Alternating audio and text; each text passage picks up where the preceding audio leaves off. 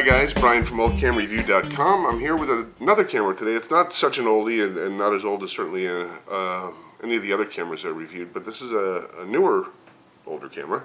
This is the Canon Elan 7NE. This is basically Canon's last high-end consumer or prosumer level film camera.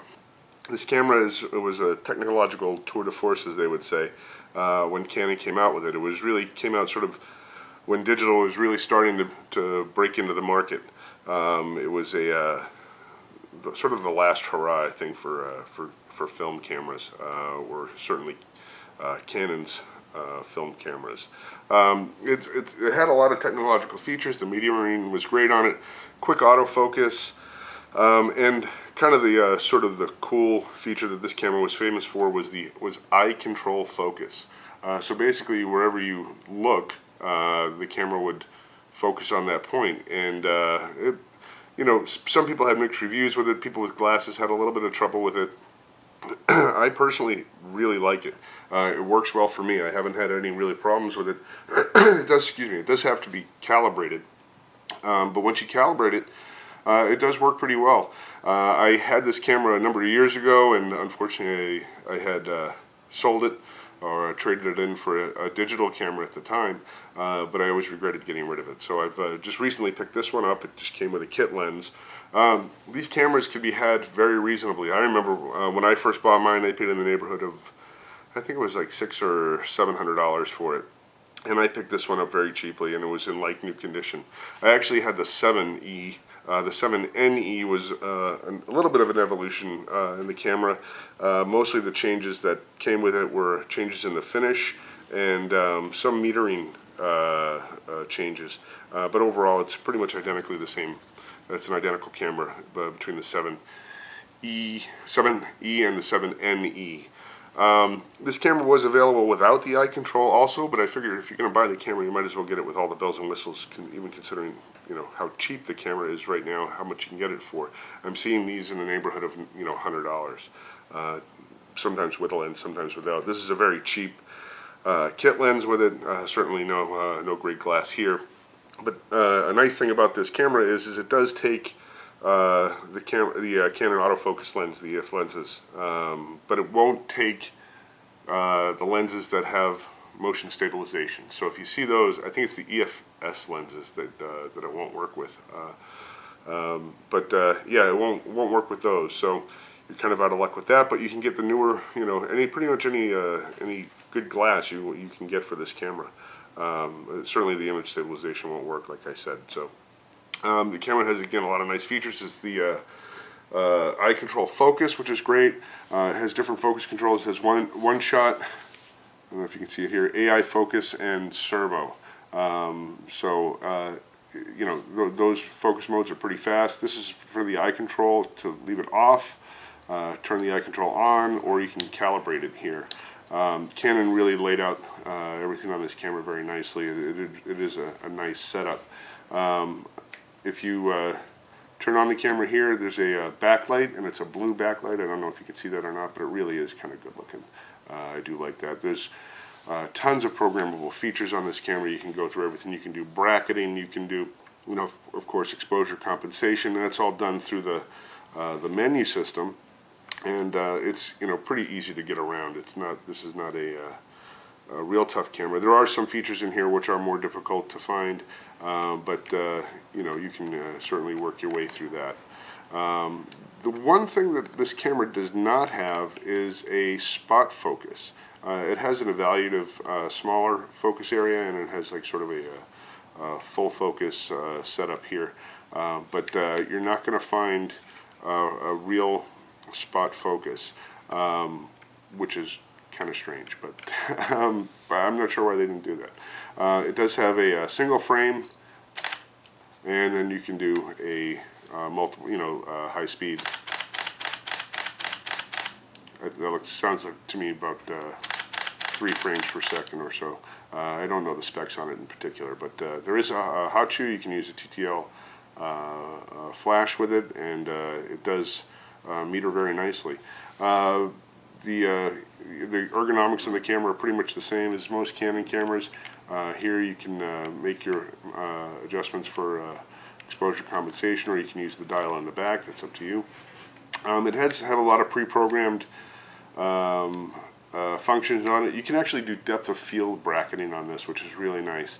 And it has a full manual mode, aperture priority, shutter priority program, and then it has the green box mode, which of course, you know, is just kind of put it on there and go.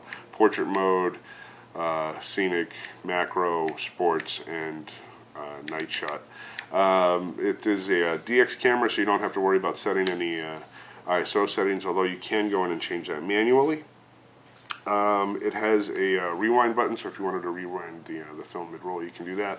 On this camera, I actually have the battery grip. It's the Battery Back BP300.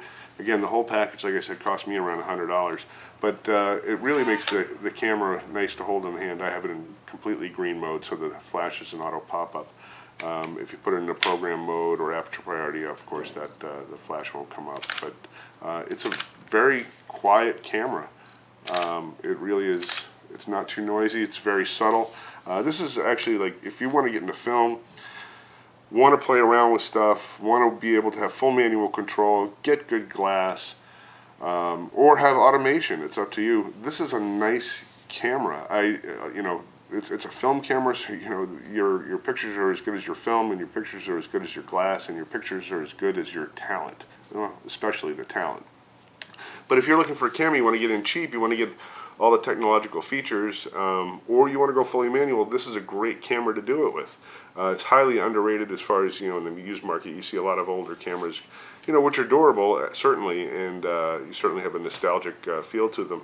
But as far as just like getting the job done, this is a great camera. It has some bells and whistles, which are kind of fun to work with. Has a diopter, by the way, for people with eyeglasses. But I can't see really needing any more than this for getting into film photography. Again, it's really quiet. It's not a loud camera by any stretch of the imagination.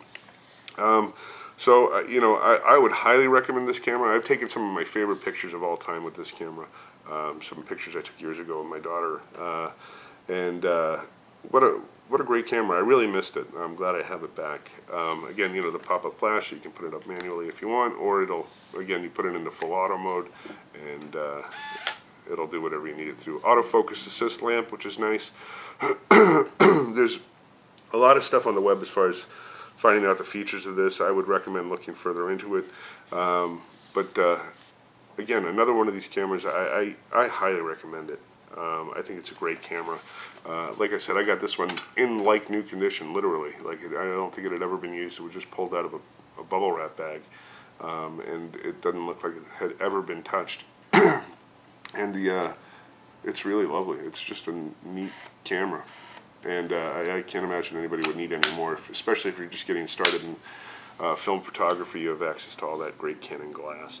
Although the lenses are a little bit more money than if you were to go for a full manual camera and get the Canon FD lenses. You can easily transition your lenses from this if you're like a digital Canon shooter, and you want to take those digital, you know, the lenses from that and put them on this camera. You can do that. So once again, great camera, quiet. It's fairly light too. It's really not a big heavy camera. So if you know you don't feel like lugging around a big monster, this is a good camera to do it. I put the battery grip on because I have big hands, but the battery grip comes out very easily, but it makes it a much smaller camera. So you know, if you're looking for, I would say it's about the size of, you know, a digital Rebel, maybe a little bit bigger. But I personally really like having the battery grip. I like the size of it, and for me, if I'm carrying around a digital SLR, I guess I really doesn't matter how physically large it is. Weight can get to you though, but this camera, fully loaded with everything, is not a heavy camera. There we go. Anyway, the Canon Elan 7NE, or the Canon Elan 7E, or the 7. The 7N also. The ones without the E, again, don't have the eye control. Yeah, check them out. Really, really neat camera. Good quality. Metering is nice. I've never gotten, you know, a bad picture unless it was like clearly my fault. Anyway, that's about it. Hope you guys enjoy this. Let me know if you'd like to see more, or what else you're looking for. If I can find a camera that you're looking to review, I will review it.